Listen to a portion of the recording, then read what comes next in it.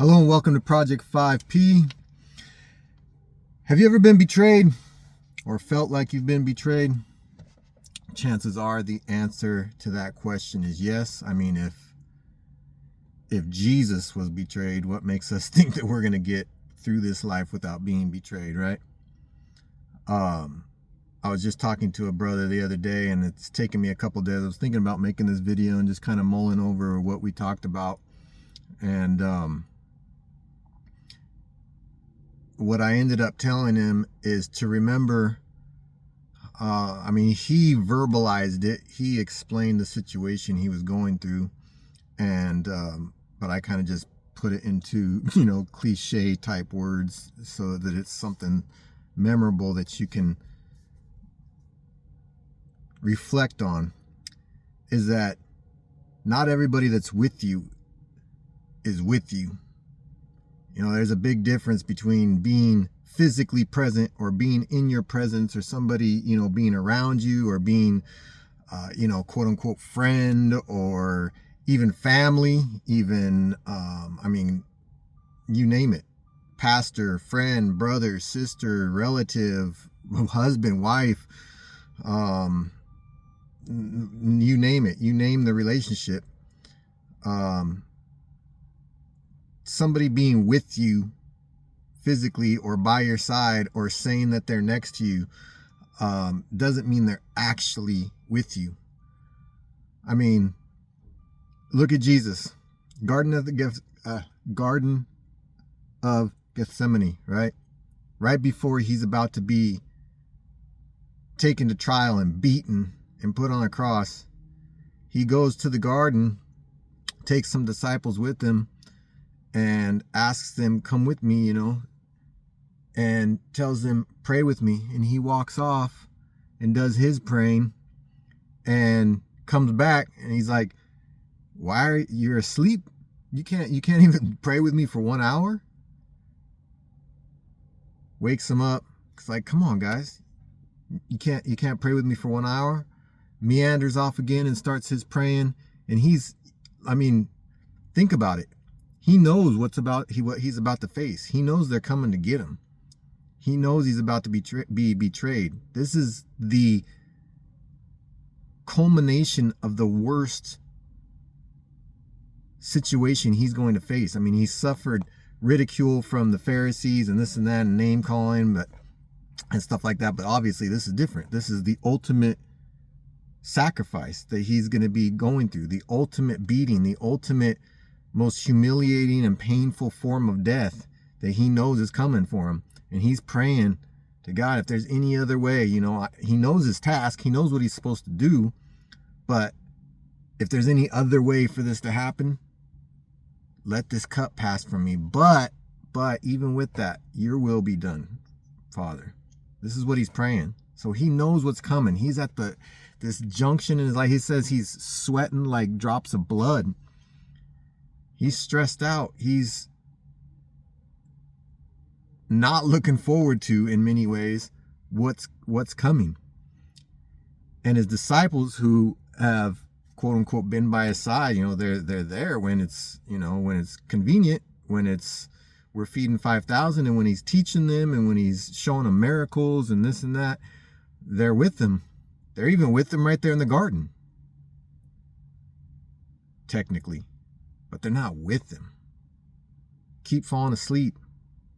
Soon they're going to betray him and turn their back and pretend they don't even know him. But right there in the garden, they're physically with him, but they're not with him.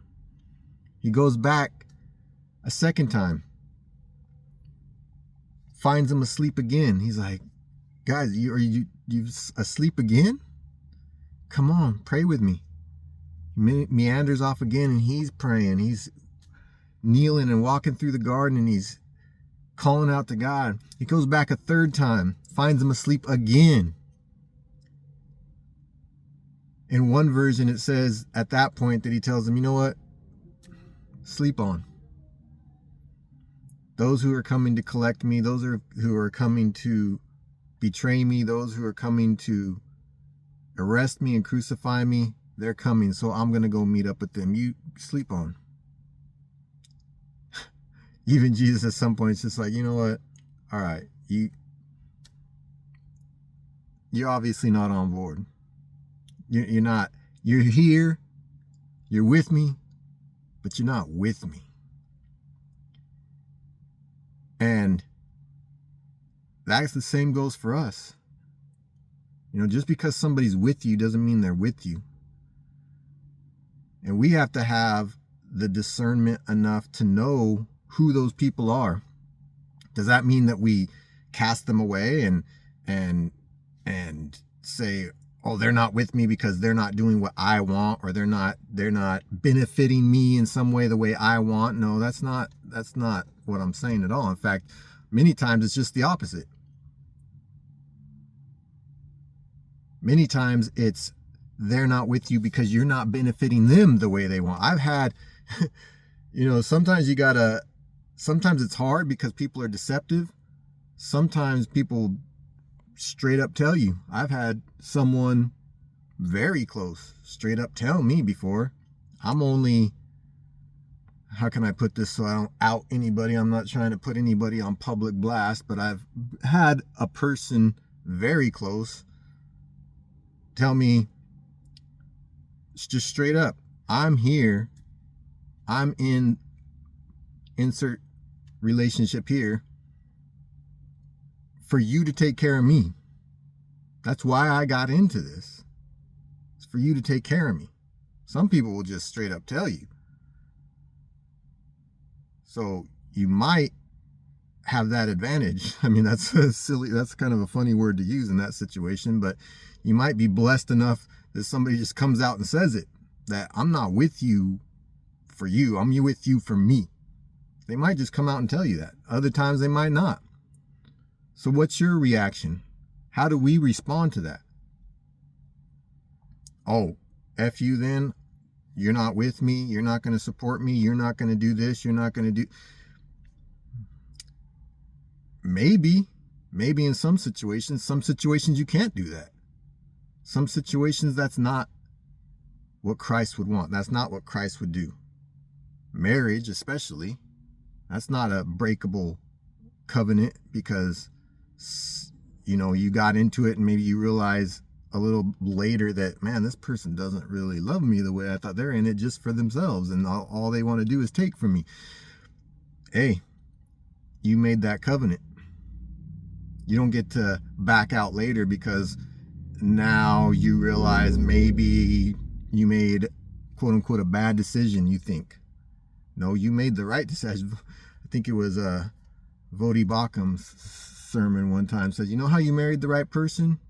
You want to know how to know whether or not you married the right person? Because you married them. And God is sovereign. And God took all that into account, knowing what your choices would be, and put people in your life for certain reasons. I'm going down a rabbit hole here, but all that to say that when we choose these relationships and how we react to people that are either with us or not with us, a lot of that depends on what type of relationship it is. What did Jesus do? Jesus like, you know what? All right. He recognized you're not up for this task. And still went and died for them and for you. He knew we weren't up for the task. He could see the beginning from the end from the beginning. See over the expanse of time. You think you were worth dying for? You think he knew that you were going to be with him, but not really with him many times? He knew you were going to betray him too. He knew those disciples were going to betray him. He knew they were going to turn their back. He prophesied to him. He told him, before the cock crows, you're going to deny me 3 times before tonight. And the dude was like, no way, not me, Jesus, not me. Nope, I got you. I'm with you. He's like, no, you're not.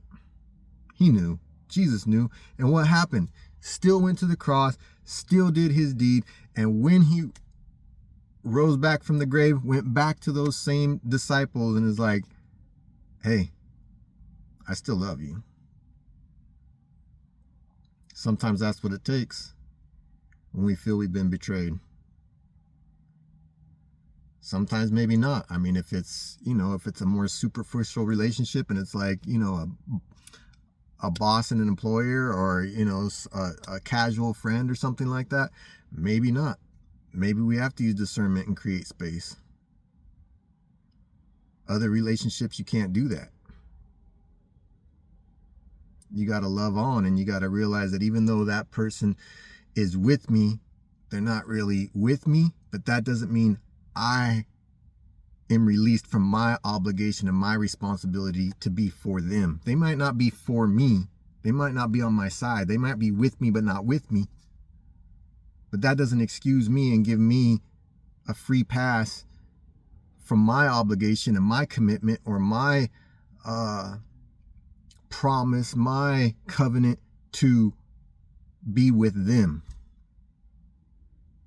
Not everybody's that's with you is with you. But it's not about you. Our lives are not about us. Our lives should be about being a servant, about being the bigger and better person, about being Christ-like. And I'm not saying, I can hear the arguments to this right now. Well, you don't know what they did to me. You don't know. You're right. I don't. I know what they did to Jesus, though. And a lot of times we just abandon people, abandon relationships, abandon things because, well, they're not supporting me. They're not doing enough for me. It's always about not always. A lot of people are like this, though. At least some people. It's what I get. It's about me.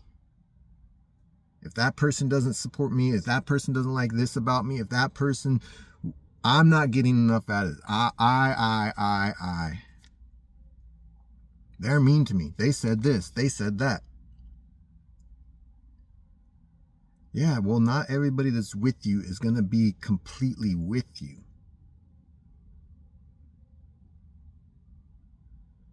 But there is a friend who sticks closer than a brother. Your own brother might deceive you. Your own brother might let you down. Your own brother might turn his back on you. But there's a friend who sticks closer than a brother. And just because someone turns their back on you, just because, if they turn their back and they completely leave, you're not under an obligation to go chasing after them necessarily. You're supposed to be a peacemaker. You're supposed to try to live at peace with everybody. And you should try to reconcile situations where you do everything in your power to reconcile. But if the person absolutely refuses, that's one thing. But just because somebody's not with you to the fullest extent that you would like them to be, and that they probably should be in many instances, doesn't automatically give you the free pass to dust your feet off, shed them off, and say, I'm done with you. Again, in some situations, certain circumstances, certain relationships, I should say, maybe. Family, those under your roof, wife, children, those who you're responsible for, husband, wife, children, you don't have that luxury. Your covenant is stronger than that. And although they might not be fully with you to the extent that you would like the support and the encouragement, they might be that fair weather type. Don't stoop to that level. Don't become that. It hurts you when you experience it. And when it's done to you, don't be that same person. Love unconditionally. And that is not even where I was planning on going with this video. I kind of veered way off of what I was planning to say, but maybe that's just what the Spirit wants you to hear today. Not everybody that's with you is with you. That's a given. doesn't necessarily mean you shouldn't be with them. Be the example. Be Christ-like. Get after it.